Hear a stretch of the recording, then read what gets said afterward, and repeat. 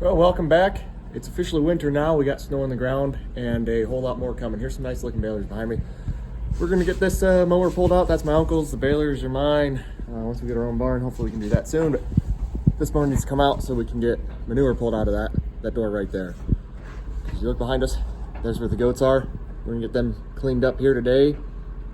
Pile up some manure, move the sheep home and get ready for lambing.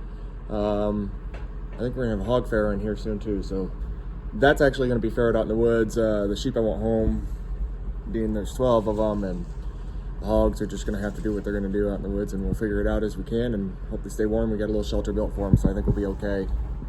As you can see, things are dry. It's not like there's any issues as far as health concerns with the bedding, because you can see it's up about a foot tall or so right there, because there's another rung underneath that's kind of buried in loose hay.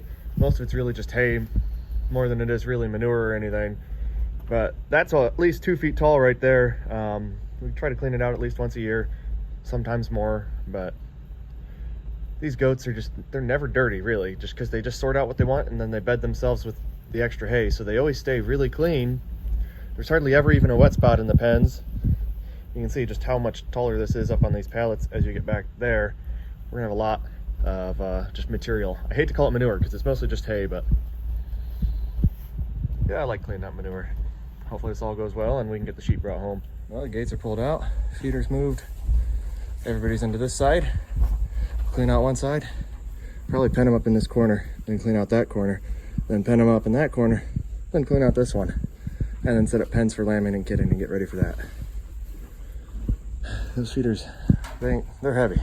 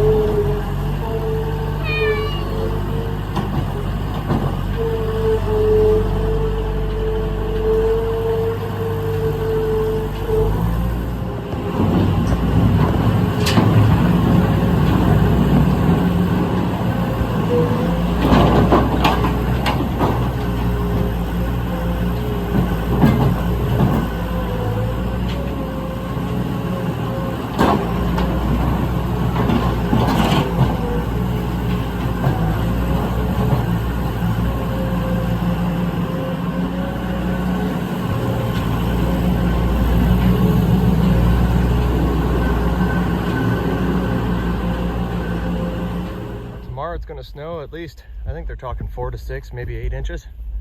So we're going to bring the sheep home. Hopefully we can get them in there. Got 12 of them. Put a little hay down, got some cattle panels to guide them.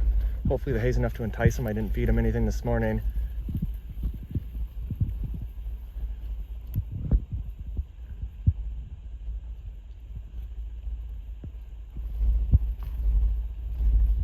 Don't want to put too much pressure on them right away. I want them to find that hay and it just feel like they're going for their own a little bit, and then we just push them when we get them close. They can't go past that basswood tree right there because that's where the panel stops, so it kind of funnels them in. Because once they get onto that other side or get into this corner, it's going to be more of a bear. She's got to be due any day now. She's going to farrow out here. She's got lots of bedding. Hasn't been very long and they already found the slab of hay we put out. Hopefully everyone else follows. I don't know what's going on with this girl. Hey, if it goes this easy, I'm going to be pretty excited. The problem is most of those sheep are on the other side of that cattle panel. I can't really see it from here.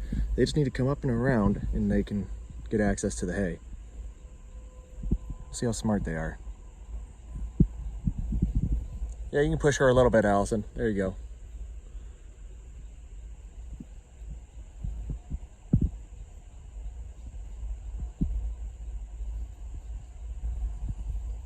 That's one beautiful ewe though. She is just pretty. I like her color pattern.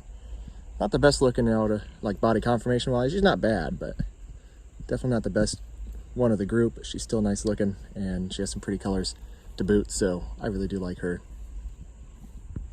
Well, it's about 7:20 now. It feels like it's 10 o'clock. It's been a long day. It took forever to load these suckers up. We end up dragging 4 of them on the trailer, just grabbing them one at a time, dragging them across the pasture and putting them on. And then we fenced them into the front of the trailer, and then just slowly got these guys on and lured in with grain and hay, pushed them on and shut the door. I bet you it took all of 2 to 3 hours. I think it was about 4 o'clock we started loading. It's 7 o'clock now, so nearly 3 hours to get these guys loaded and get home.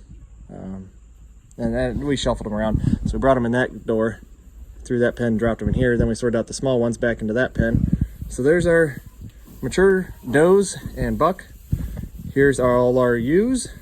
And then that's last year's yearling, whatever you want to call them, does. That'll be coming up on a year old here this winter or spring. And we'll just kind of figure out how we want to do lambing in here. Probably end up just kind of running along there with pallets or along this wall and do lambing jugs or something. I think we're going to have some lambs here, allegedly. They were ultrasounded before we bought them. She thinks they're due early December, late November. Yesterday was Thanksgiving. I don't think they're bagging up quite that much. I won't get in there and stress them out any more than we have to, but there's a few bagging up. I think out of the 12, I want to say it's 5 are due in December and the other 7 are due in January. About a month behind, so they just got caught in the next cycle. Take a look at these goats, see if we can even get a good shot of them. But yeah, we just load up the feeder with tons of hay. We have an automatic waterer in the sheep section in the corner. So automatic water over there. And then we just got buckets of 5-gallon buckets in the corners there. So we scoop out with a feed scoop water into a bucket and then just carry it and dump it in. It'll work pretty good till things get really nasty cold, and then we'll just have to rotate buckets in the garage to thaw while we have unfrozen water out here, and just do that twice a day. Yeah, here, we'll see if you can get a shot. A couple of these does are eating. Good amount of them are just out lounging, ruminating. I just love the sight of a freshly cleaned out barn, fresh straw, happy goats, happy sheep, hopefully. I don't know if the sheep are happy. I think they're just stressed out to no end. Loading them was just awful experience. We hung the gate in a spot where we could get the gate hung in that pasture. It's not in a good spot. I need more cattle panels, and we need to kind of corral them in a little better, because what we did not work very well. Had that gate been in the corner, we could have been a little smoother, but it seems like they've all calmed down a lot. You know, right now they're all standing because I'm here talking, but when I was throwing in hay or we were bringing water over, a couple were laying down. So the fact that they're all ruminating, at least in my mind, that's a good sign, because I believe, you know, small ruminants like this are prey animals. So if they're ruminating, that means they feel somewhat comfortable, because typically what they'll do, they'll go eat and then they'll run to a safe area and then chew their cud where they think they're safe. So I hope they feel pretty at ease now.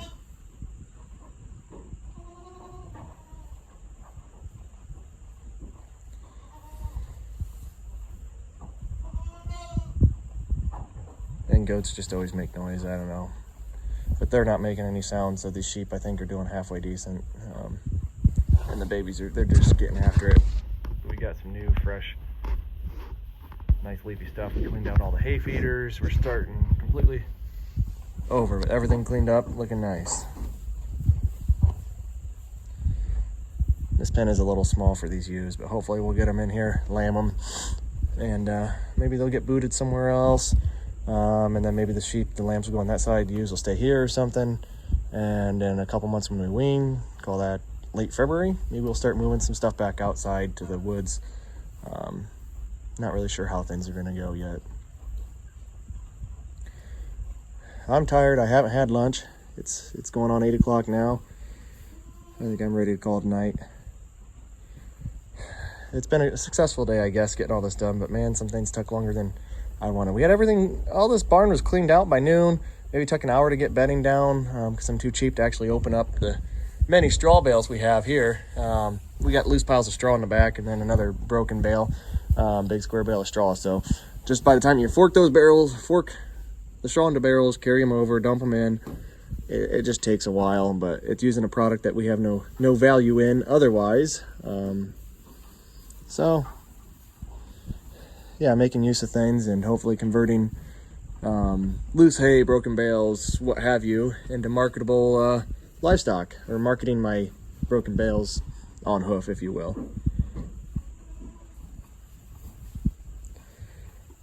But no, I'm ready to come out here in the morning, just check on them, see how everyone's kind of doing.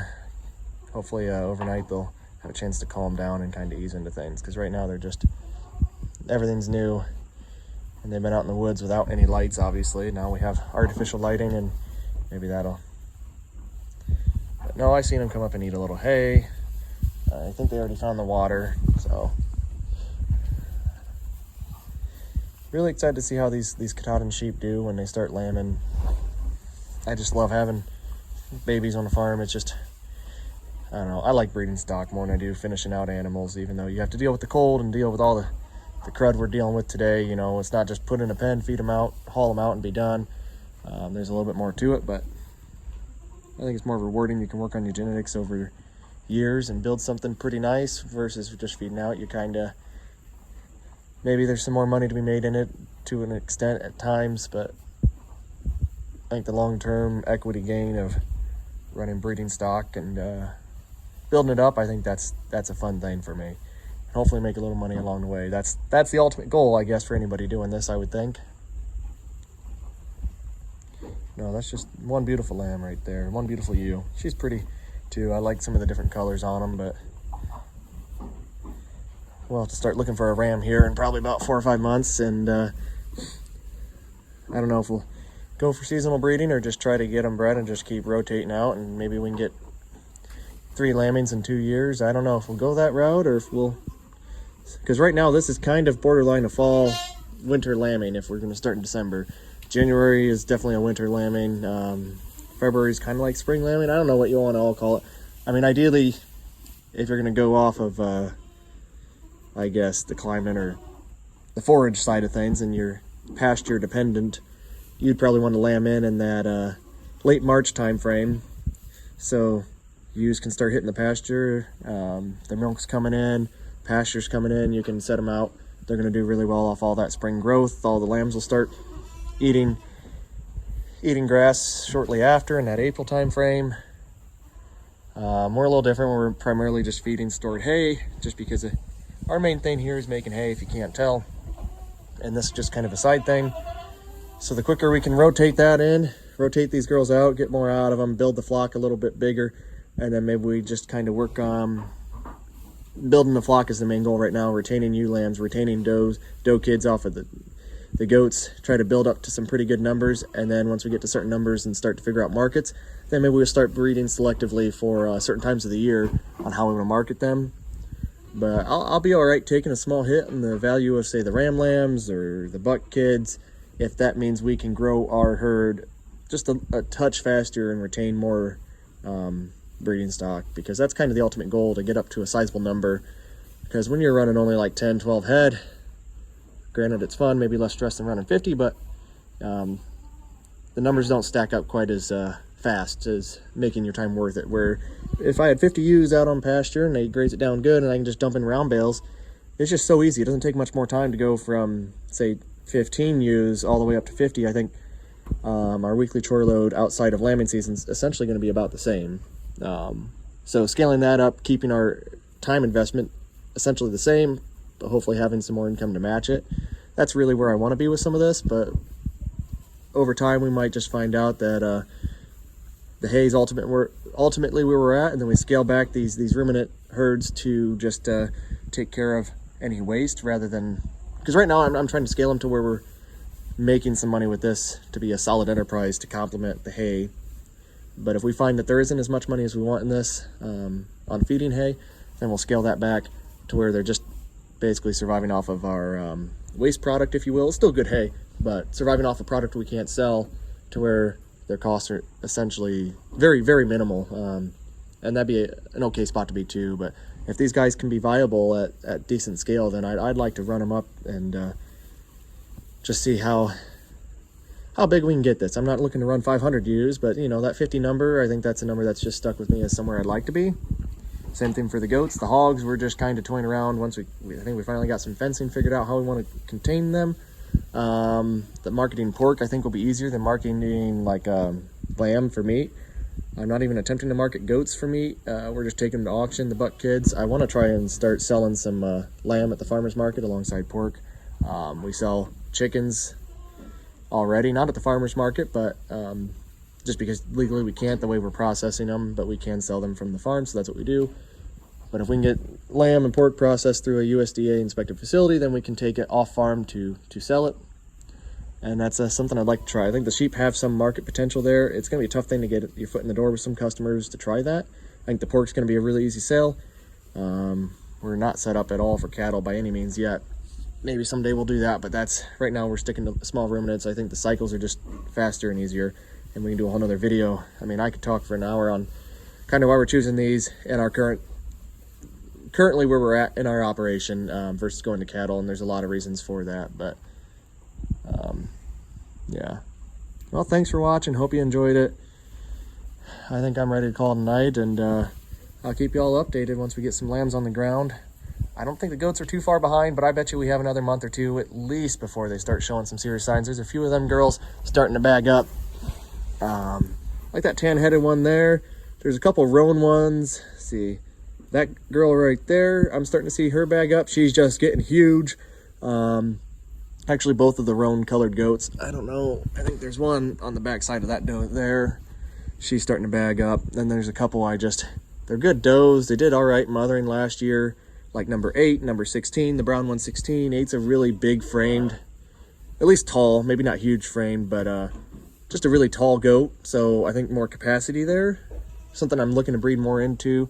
That, I like 8. She's had some good healthy doe kids for us. We have one of her daughters, and 2 of her daughters actually are coming back into the herd. One from this year, or really early this year if you call it that, in the spring, and then we have another one of those white does in that pen is from this spring, and then one is from the spring prior. So she's done a good job raising out some kids for us, but I don't think she's bred. I don't think that brown one is bred, or if they are, then they very well could be bred, but they're very early along, not far along at all. I think that Nubian we got, she's not very far along at all. 21, this dumb kid just keeps getting loose and then nursing on her. So I doubt she even got bred back just because of the energy demand of producing milk. That's her right there. I don't know if I can zoom in on her. So she's still nursing her doe kid. So I don't know if she's bred back yet or not. And then we got a couple others in here, like the Nubian's daughter. She's a crossbred. She's just a stout, really nice looking doe. I don't know if I can get a shot of her. I'll get in there. Let's see how these ewes won't mind me coming in.